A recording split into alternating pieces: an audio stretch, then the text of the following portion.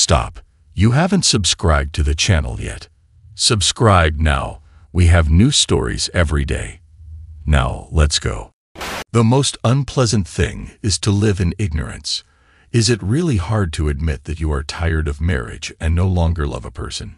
Instead, a person goes to deceit and commits stupid actions. My wife lost control of herself and got caught cheating. I had the opportunity to have some fun. My name is Craig Johnson.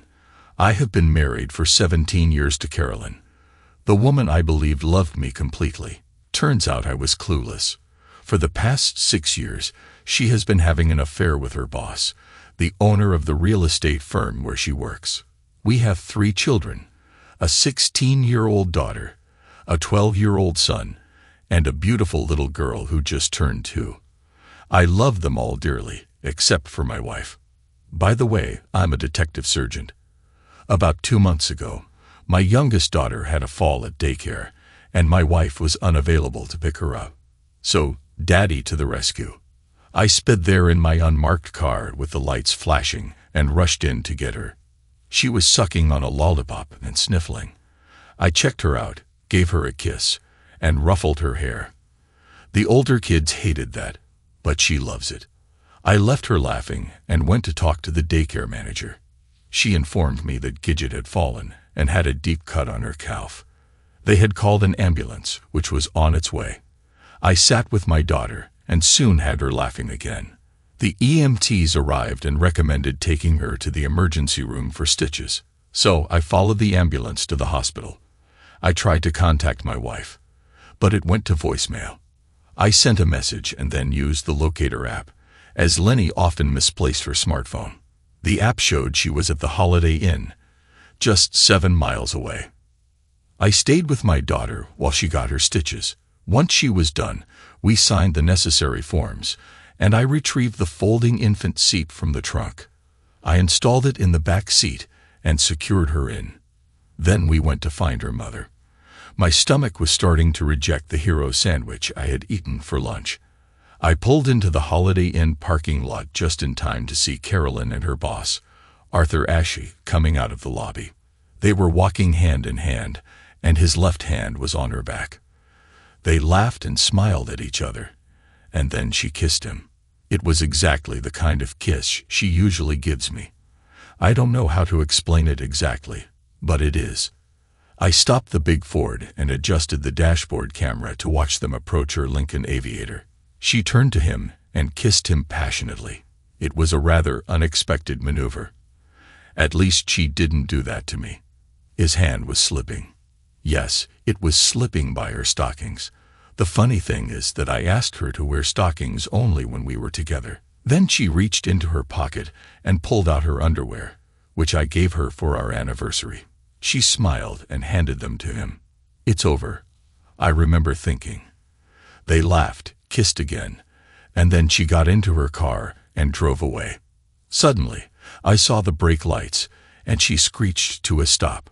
Her car was standing still, and suddenly my phone rang. I looked at the number and the name. It was her. "Hi, Carolyn." I replied in an even tone. "What happened? Where are you?" she asked with fright. "I'm in the hospital.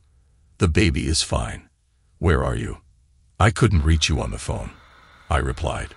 "Oh, I'm in the office. I'm on my way to the hospital now," she lied to me. "Be careful on the road," I said, and hung up. I washed her car while she called twice more. I switched all calls to voicemail. She moved forward and almost crashed into a pickup truck jumping out into the street. I smirked as I headed home. I tapped my phone and called a friend who was a private investigator, telling him I needed to talk. Once I arrived home, I carried a sleeping Gidget inside. I then returned to my car and retrieved 4 DNA swab kits. Inside, I swabbed Gidget's mouth, placed the swab in a container, sealed it, and labeled the plastic bag. I grabbed an iced tea and called work. Speaking with my boss, the chief of detectives, I explained that I needed the rest of the week off to handle some family matters. "Everything okay?" he asked. "Yes, sir. I just have to see some doctors about my kids." "Okay, Just keep me informed." "You got it, Chief." 20 minutes later, the girl I despised showed up. Seeing her made me physically ill, but I took a deep breath and counted to 10. I only made it to 7 before she burst through the door. "Where is she?" she screamed. I told her to calm down, that the baby was sleeping. She pushed past me into the baby's room. I started making a list of things to do the next day. Divorce lawyer, private investigator, electronics store. She stormed out of the bedroom and confronted me. "What happened?" she demanded. She took it like a trooper. "Gee, just 4 stitches, and the doctor said they would leave little to no scar." "She's fine, Carolyn." "Why didn't they call me?" she yelled. "They tried, dear. They couldn't reach you." "I tried too. It went to voicemail." "So where were you, dear?" She started to stutter and looked away. "I was in a meeting. I had turned off my phone so it wouldn't disturb the meeting. I had suggested that instead of turning it off, you put it on vibrate. I'm just glad it wasn't anything serious with the kids or something deadly with me." Her face clouded over. Then she turned pale. "I never thought of that," she said. "Of course you didn't, dear," I thought to myself. At that moment, our other 2 children came in from school. Marissa, who is 16, and Craig Jr., who is 12. They stopped in the living room and looked at their parents. "What's up, Dad?" asked my son. My beautiful daughter fixed her mother with a cold stare but said to me, "Is everything okay, Pop?" "Yeah. Your sister fell at daycare and cut herself. She had to get stitches at the emergency room. And I went with her. I watched my wife." She shivered. "Where were you, Mom?" Marissa asked. "I was at a meeting," she mumbled. Obviously, my daughter knew or suspected something. Junior, as we called him, gave his mother a pointed look. "Really, Mom?" he said. Carolyn squirmed and blushed red. "I need to take a shower," she said. I couldn't resist. "Didn't you take one this morning?" I asked innocently. She stumbled and looked at me as if trying to make me spontaneously combust. "Get over it, Craig," she hissed. She turned and went upstairs. I turned to my kids and was surprised at their expressions. They were devastated and looked at me forlornly. "It will be okay, guys. Just a spat." "If you say so, Daddy," said Marissa. Junior just shook his head. "How about pizza?" I asked. I called and ordered pizza. 30 minutes later, 2 large pizzas arrived, 1 pepperoni, 1 mushroom. The kids dug in, even little Linny, and we waited for their mother. She showed up and turned up her nose. "You know I only like anchovies," she snarled. "So sue me," I said. She shot me a smoldering look and went to pour herself some wine. The kids were snickering and casting sidelong glances at their mother. She stormed out somewhere, and the kids and I talked about school and social events like dates and such. That night it felt like midnight at the South Pole, and I had to get another blanket. It had been a while since we had been intimate, like 3 months. It was only getting worse. The next day I consulted a lawyer to explore my options. She had no tolerance for cheaters, especially unfaithful wives, and had a soft spot for police officers. However, she informed me that we lived in a no-fault state, so regardless of the circumstances, I would be at a disadvantage unless my wife agreed to my terms. She advised me to collect any and all evidence available, and we would see what could be done. She mentioned that, in terms of alimony, I was in a relatively good position because my wife earned more than I did. Additionally, due to her age, my oldest daughter could choose which parent she wanted to live with. I then met with a private investigator and arranged for surveillance of my wife and her friend.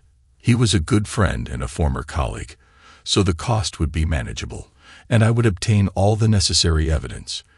Then I went to the electronics store and bought several wireless recorders and 3 video cameras. I went home and installed the cameras in the master bedroom, living room, and guest room. I planned to put one of the recorders in her car, one on a bookshelf in the living room, and one in the master bedroom. Later, I received a message from my spouse saying she would be late coming home and asked me to take care of the kids until she arrived. I geared up, picked up Lenny, and then returned home to start dinner. About 2 hours later, my 2 oldest kids came home, and we discussed dinner plans. Grilled chicken, mashed potatoes, and creamed spinach. How does that sound? I asked. Marissa said it sounded delicious. Junior looked at me, smirked a little, and asked, "What does Mom want?" I told him Mom could get her own dinner. Marissa and Junior exchanged glances, and then Marissa said, "Daddy, we need to talk." I assumed I was about to get scolded, so we moved to the kitchen and started preparing dinner. She began, "Dad, I think Mom is fooling around. She is disrespecting you, and she's never around when we need her." Marissa's right. Pop, I'm glad they inherited good looks and brains, no matter where they got them from. I stopped what I was doing and gathered them into a group hug. Their younger sister immediately joined in, shouting, "Me too, me too." I glanced at my children and confessed my love for them. Emphasizing it even exceeded my self-love, a sentiment I often shared, though they usually found it cheesy. Yet, I needed to express my concern about their mother's actions. But remember, you're my children. We'll overcome this. I promise. Junior suggested, "Dad, maybe you should do a paternity test on us. It might help your case. It won't change my feelings for you, but it would shed light on her actions." Dad, Junior's right. I want to know too. Right now, I don't have much love for her. Their honesty stunned me, and I empathized with their hurt. Okay, let's do it before she returns. I obtained cheek swabs, sealed them, and stowed them in my briefcase. The following day, I rushed the samples to an independent lab. It cost extra, but I needed closure fast. A week and a half later, the results arrived. None of the children were biologically mine. Despite my reluctance, I had to attend her company's 4th of July party at the owner's house. She was a top salesperson and needed my presence. Armed with evidence, tapes, photos, recordings, videos, receipts, and DNA results, I knew I had everything I needed against her and her lover. I just hadn't determined the best approach or timing. Either way, it felt like I was already defeated. So I went. She mentioned it wouldn't be a family gathering, so the kids weren't invited. Looking back, it turned out to be a good thing. We arrived a little past 11 a.m. and grabbed a couple of drinks, Bud for me, white wine for her. She wore a yellow sundress, no bra, espadrilles, and a shawl. She looked stunning. I stuck close to her, not exactly following her every move, but keeping an eye on her. Her friend found her and chatted her up for a while, whispering sweet nothings in her ear before returning to his host duties. He disappeared, and I immediately heightened my surveillance on Carolyn. She kept scanning the area, and after her 3rd glass of wine, she lost track of me. Alcohol didn't sit well with her, and she was dangerously close to being intoxicated. I observed as she grabbed one more glass of wine and slipped away to the far end of the expansive property where his house was situated. 2 of her colleagues tried to distract me, but I switched to Coca-Cola after drinking half of my Bud.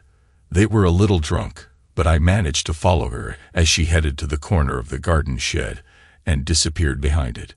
Putting my Coke on the table, I took out my cell phone and turned on the video camera. Sneaking around the corner of the barn, I went unnoticed and headed for the gate at the back of the building. Looking around the corner, I noticed my wife.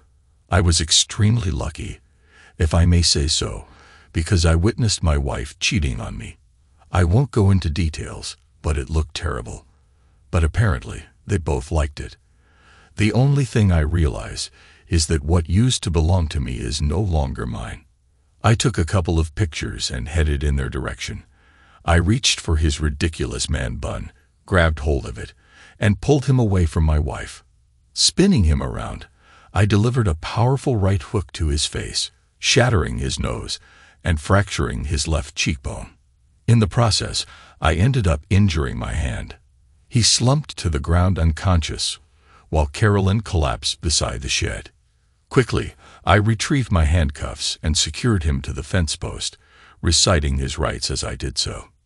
You are being arrested for molestation. You have the right to remain silent.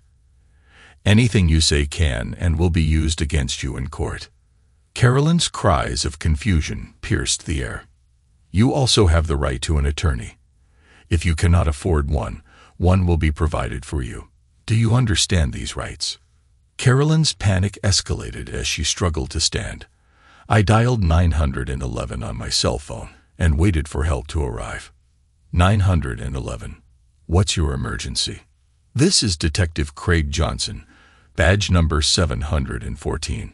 I am at 6132 Larson Street, and I have apprehended a suspect who apparently molested a woman. I need immediate backup, an on-site attendant, an ambulance, and a gathering is taking place in a private house. Carolyn was furious. It's not what you think. He didn't molest me, asshole. Here's the situation, Carolyn. This is an attack. I have video recordings, audio recordings, photographs, receipts, the time frame of your location, and DNA samples of our 3 children, proving that they are not mine. You will either cooperate, or you will never see your children again. You are shaming them. Her face turned pale. She collapsed to the ground, shouting, "No." I helped her up, wrapping her in a blanket. "Or else, Carolyn," she whispered. "My underwear. You didn't need it 5 minutes ago. Why do you think you need it now? Leave it to the criminologists." I helped her up. She was crying, gasping for breath, and sniffling. We moved slowly across the backyard toward the patio. As we approached, the small crowd of around 10 people outside fell silent, then became visibly shocked. They stepped aside, and I guided her to an empty chaise lounge where she sat down. Her 2 slightly intoxicated friends hurried over and began shouting. "What happened? What did you do to her?" "I didn't do anything. Your boss assaulted her." "What?" Donna screamed. "You heard me," I replied. "And you didn't know." "You didn't know," Laura shrieked. "Know what?" I inquired. "She said she had an open marriage. She said you were okay with it." "She lied," I stated. Just then the police arrived. I directed the 2 officers to the garden shed and instructed them to read him his rights again, as I wasn't sure he had heard me. The desk sergeant arrived with another patrolman, and I instructed the officer to take statements and addresses from Donna and Laura. The perpetrator's wife pushed her way through the crowd, demanding to know what was going on. The sergeant explained that her husband had been arrested and filled her in on the details. She burst into insults. She lost her composure and tried to attack Carolyn, who was almost in a stupor at that moment. The police intervened, and paramedics arrived shortly after. I briefly described the situation to them, and they put Carolyn on a stretcher. When she got up, there was a small puddle on the chaise lounge. Tears streamed down her face as she sobbed. I told them to take her to the emergency room and have an examination so that they could then bring charges against her abuser. Then other police officers took Arthur out, his face swollen and his hands handcuffed behind his back. He foolishly stated that they had a mutual understanding and the meeting took place by mutual consent. Unfortunately, his wife overheard and brought down her anger on him. "You're a jerk." The police detained her again, and she threatened legal action. "You will hear about this from my lawyer." I trailed them to the emergency room, filling out all the paperwork because, well, she was still my spouse. Then I headed to the police station and lodged a complaint against him. Since it was Saturday, he wouldn't face charges until Monday. He attempted to reach his lawyer, but his wife had already beaten him to it.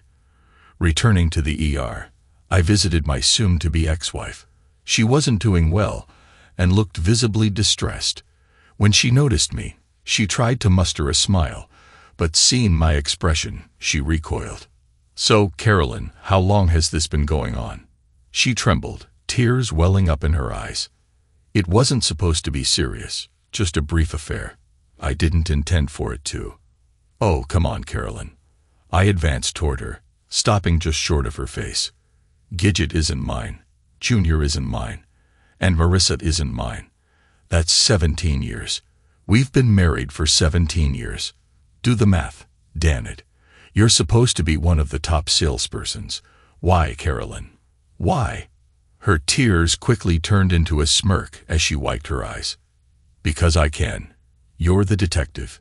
Figure it out. I can have any man I want. And you're clueless. I gazed at my soon-to-be ex-wife, feeling a part of me wither away. My eyes pierced through her, conveying an icy detachment. Before me, she seemed to age centuries, her presence shrinking. Oh God, what's wrong with me? Guiding her gently by the arm, I escorted her to the car. Settling her into the passenger seat, I slid in behind the wheel and drove to her parents' house. She stared blankly out the window until we arrived, her voice breaking the silence.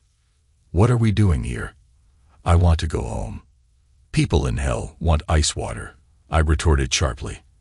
I stepped out of the car, helped her out, and guided her to the front door. I pressed the doorbell, and when it opened, her father was there. Frank, I said, your daughter needs to stay here for a while. I'll return tomorrow to explain. She just left the emergency room. Please take care of her. He looked at me incredulously. I turned and walked away. I powered off my phone and headed home.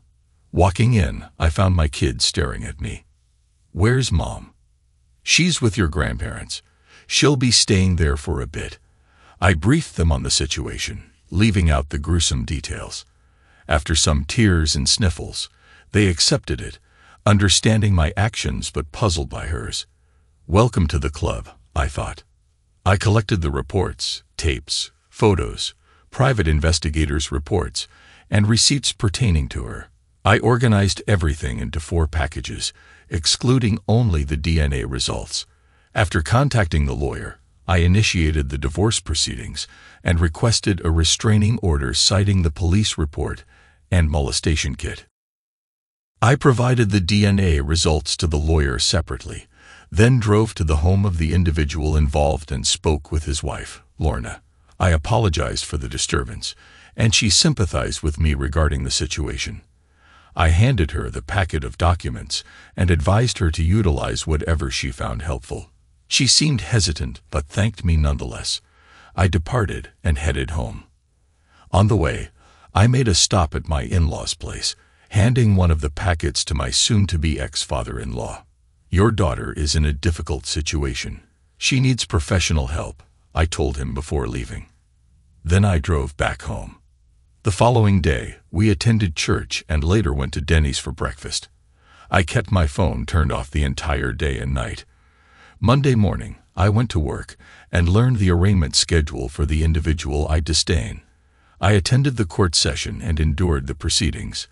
His attorney attempted to argue consensual intimacy and denied any molestation allegations. The statements of the 2 women from the party were presented. While the judge seemed skeptical, she dismissed the charges with prejudice, allowing for recharging if circumstances changed. When he noticed me, he smirked, but his expression quickly changed when he was served with legal papers on his way out, including a restraining order, courtesy of whoever his wife had hired. As I left, I couldn't help but smirk back. Not quite settled yet. When I arrived home, I brought along the molestation kit copies, the police report, and the DNA analysis from the kit. Can you guess who my daughter's biological father turned out to be? As I was speaking with my attorney on the phone, there was a knock at my front door. Only one person I know knocks instead of ringing the doorbell. True to form, it was my current brother-in-law. Anthony was Carolyn's elder brother, just 3 years older. He ran his own construction firm, and there were whispers about his ties to the mob. His son had some drug troubles a while back, and I used my influence, mostly legitimate, to help him out. After getting him into a program and getting clean, he's now in his 3rd year of seminary and doing well. It's safe to say I was his favorite uncle by marriage. So this visit likely wasn't just a social call. Tony brushed past me, greeted my kid who adored him, along with his wife Teresa and their 3 children. After freeing himself from their embraces, He turned to me and said, "Let's talk on the back porch." We stepped onto the back porch and he turned to me, asking, "What's happening?" "Carolyn is a wreck at Mom and Dad's furious." "Did she explain anything to you?" "You kicked her out." Then she got evasive and refused to talk. "That was right after Dad confronted her with the evidence you gave him." "What's going on?" "Did you see any of Dad's findings?" "He wouldn't allow it." Exhaling heavily, I explained, "Your sister has been cheating on me for 17 years. None of my kids are biologically mine. She's been with others, and I don't even know who Marissa or Junior's real father is. She probably doesn't either. Gidget's dad is her current boss, Arthur Dash. Plus, she has gonorrhea and is pregnant, but not with my child. Your dad knows everything I do, except for the molestation kit and police report. But my lawyer has those. Legal action is underway, and she'll be served this week." He slumped into a chair, his expression one of devastation as he looked at me. "No chance." "Of what? Would you?" "No, I get it. They dropped the charges against the jerk, that's what I call them. And he was served by his wife, who's got everything your dad has, thanks to me. I didn't mean to be harsh on your folks, Tony, but with your sister's current attitude, I didn't want them to be misinformed. She really needs professional help." "I understand. Just a bit shocking, that's all. Tell me about it." We chatted for a while, then he stood to leave. "So what's the plan with the jerk?" he asked. "I'm not sure. Anything I do will backfire on me. I know what I want to do, but no offense, she's not worth going to jail for." He looked me straight in the eye and said, "Don't worry, I'll handle it. You're still family. It won't reflect on you. I won't harm my sister, but he'll get his. This will settle the score." "Brother." "Tony, don't do it," I pleaded. "Do what?" he retorted, then turned and left before I could say anything else. So my wife was taken to her parents' house on Thursday. She collapsed and had to be rushed to the emergency room. She stayed in the hospital for about a week before returning to her parents' house. Her father approached me, asking if there was any way we could reconcile. "Didn't you see what I gave you?" he asked. "Yes, but clearly she made a mistake." "A mistake?" I shouted. Scratching the car was a mistake. Forgetting to deposit a check was a mistake. Having an affair for 17 years, getting pregnant by another man, passing off his child as yours, and withholding intimacy from your husband was not a mistake. I was relieved that the children were at day camp when I exploded at their grandfather. After calming down, I instructed him to have her sign the papers. I was done with her. He was displeased with both of us. Tough luck. Something intriguing unfolded. She was served about 3 weeks ago. 3 weeks later, her husband vanished. He missed his appointment with their lawyer. It turned out she was the primary owner of Dash Realty for tax purposes. Consequently, she wasn't too worried and adjusted her lawsuit to reflect abandonment. The divorce proceedings continued, but now it would stretch over a year. Carolyn was 2 months pregnant, so we had to wait another 7 months to wrap everything up. So we waited. As time passed, her lawyer attempted to renegotiate the settlement, claiming she deserved more. I had proposed letting her keep the house and offering a 10% settlement. She retained her $401 and our savings account. Visitation rights were limited to 1 weekend every 2 months at her parents' house, with no presence of any other companions, male or female, except Marissa, whom she refused to see. Her lawyer opposed nearly every term. I instructed my lawyer to arrange a meeting. I arrived at my lawyer's office half an hour early, inserted a DVD into his projector, grabbed a cup of coffee, and took a seat. When she and her lawyer arrived, he introduced himself and Carolyn extended her hand. "I recognize you." "No need for introductions." Her lawyer suggested maintaining civility and shot him a stern look, causing him to falter. They began negotiating.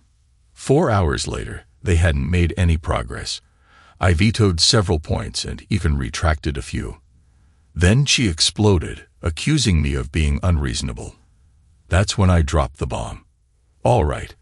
Answer one question truthfully, and maybe I'll reconsider.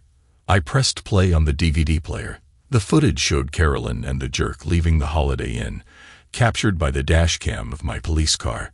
She hadn't seen it before and was unaware of its existence. The video played until the moment she produced the blue lace underwear. I paused it and turned to her. Her face drained of color, mouth agape. At a meeting? Huh, Carolyn. So where are the anniversary panties, my dear wife? Huh. Where the hell are they? If you don't sign as is, we're going to court, and everything will become public. Sign it. She burst into tears, seized a pen, and signed everything. Her lawyer was stunned as she grabbed her purse, stood up, and her water broke. She cried out. We called for an ambulance and rushed her to the hospital.